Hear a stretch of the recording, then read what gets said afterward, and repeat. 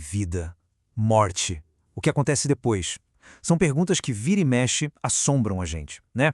Hoje, a gente vai mergulhar em como uma doutrina específica, o Espiritismo, tenta oferecer um tipo de mapa para a gente navegar por esses grandes mistérios.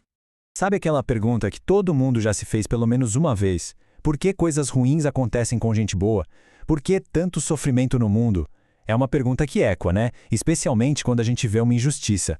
É essa busca por um sentido no meio do que parece ser o caos que vai guiar a nossa conversa de hoje. Então, para a gente começar a desembolar esse novelo, a gente precisa primeiro entender as bases desse pensamento que vamos explorar. Vamos mergulhar fundo nas maiores perguntas da vida e ver como o Espiritismo se propõe a responder cada uma delas. E olha que interessante, o Espiritismo não chega como algo totalmente novo, sabe? A proposta é, na verdade, pegar um monte de ideias filosóficas e espirituais bem antigas e tentar sintetizar, esclarecer. É como se ele pegasse os pontos da filosofia lá de Sócrates, Platão, e conectasse com os ensinamentos de Jesus para oferecer uma visão mais unificada sobre a vida e os perrengues dela. Ok, agora a gente chega no ponto central, o pilar que sustenta toda essa lógica sobre o sofrimento. Vamos entender o que seria essa tal de jornada eterna da alma. O ponto-chave aqui é esse, a reencarnação. A ideia de que a gente não tem só uma vida, só uma chance, mas várias. Cada existência é vista como uma oportunidade nova de aprender, de evoluir, de consertar os erros que ficaram para trás. E veja bem, não é um ciclo que se repete para sempre, sem sentido. A ideia é que seja uma escada, sempre subindo, sempre progredindo. E essa analogia com a escola que a gente vê aqui é fantástica para a gente entender o conceito. Pensa bem, ninguém espera que uma criança aprenda tudo de matemática, português, ciências, tudo na primeira série, né? Da mesma forma, a alma passaria por várias séries, que seriam as vidas, acumulando o conhecimento e, principalmente, melhorando o caráter. Algumas vidas podem ser bem difíceis, tipo aquele ano letivo super desafiador, mas o objetivo final seria sempre a formatura espiritual. E essa escola da alma não tem um prédio só ou um campo só. A doutrina descreve toda uma progressão, passando por diferentes mundos. O nosso planeta, a Terra, seria tipo uma dessas séries mais puxadas, sabe? Mundo que eles chamam de provas e expiações, onde o aprendizado é bem intenso. E o objetivo final, claro, é se formar para ir para mundos mais evoluídos, onde o bem já predomina. Agora, olha que legal essa comparação. Aqui a gente vê como a visão espírita se diferencia de outras. De um lado você tem o materialismo, que diz que, bom, acabou, não tem nada depois. Outras visões falam de um destino já selado para sempre, céu ou inferno, ou até que a alma se dissolve no todo. O que o Espiritismo propõe é bem diferente.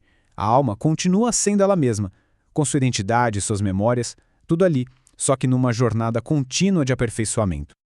Beleza, agora que a gente já tem essas duas ferramentas na mão, a ideia da reencarnação e do progresso contínuo, vamos voltar para a nossa pergunta lá do começo. Como é que o sofrimento pode ser justo? A explicação que a doutrina dá é que o sofrimento tem basicamente duas fontes. Primeiro, as causas atuais. Essas são mais fáceis de entender, né? São o resultado direto do que a gente faz nesta vida mesmo. Uma decisão ruim, um excesso. Mas e aquele sofrimento que parece não ter explicação? Que parece aleatório, como nascer com uma doença grave? É aí que entram as causas anteriores. Elas seriam as consequências de coisas feitas em vidas passadas, que estão se manifestando agora como lições a serem aprendidas. E essa ideia, ela muda completamente a perspectiva. O sofrimento deixa de ser só um castigo, sabe? Ele passa a ser visto também como uma prova, uma lição escolhida. A doutrina chega a sugerir que o próprio espírito, antes de reencarnar, pode escolher passar por certas dificuldades para acelerar a sua evolução. Pensa numa atleta que escolhe um treino super pesado para ficar mais forte. A lógica seria mais ou menos essa. Essa citação aqui reforça muito essa ideia de uma justiça divina que funciona ao longo de várias vidas. Nenhuma ação, nem boa nem má, ficaria perdida no tempo. A justiça pode não ser imediata, a gente pode não ver acontecendo agora, mas, segundo essa visão, ela é inevitável. Isso tenta explicar por que, às vezes, a gente olha e vê gente que parece má se dando bem. A conta, digamos assim, simplesmente ainda não chegou. Certo. Então, se a vida é essa escola e o sofrimento é uma lição, qual é o gabarito? O que a gente precisa fazer para progredir nesse caminho? Bom, a resposta, segundo a doutrina, não está em rituais ou cerimônias. Está na moral, no comportamento. O caminho para essa tal perfeição seria construído com virtudes que, no fundo, a gente já conhece bem, Praticar a caridade, perdoar, ser humilde, amar o próximo. Essas seriam as ferramentas para construir um futuro espiritual melhor, um passinho de cada vez. Essa frase, que a vossa mão esquerda não saiba o que faz a vossa mão direita, que vem do Evangelho, é o centro da ideia de caridade para eles. Significa que a ajuda de verdade, aquela que conta, é anônima. É feita só pela intenção de ajudar, sem querer receber nada em troca, nem mesmo um obrigado ou aplausos. E essa outra aqui também é muito forte. É mais fácil passar um camelo pelo fundo de uma agulha. A interpretação aqui não é que ter dinheiro é ruim. Não é isso. O problema seria o apego ao dinheiro. O perigo, segundo essa visão, é como a riqueza pode acabar alimentando o nosso egoísmo, o nosso orgulho e fazer a gente esquecer do que realmente importa, os valores do espírito, que seriam as únicas coisas que a gente leva de uma vida para outra. E aqui, gente, está a grande virada de chave. Nessa perspectiva, a gente não está aqui na Terra para encontrar uma felicidade perfeita e constante agora. A Terra seria a sala de aula e não o pátio do recreio. O objetivo de verdade é muito maior, não cabe numa vida só. É o aperfeiçoamento da alma, que é uma riqueza que vai se acumulando para sempre.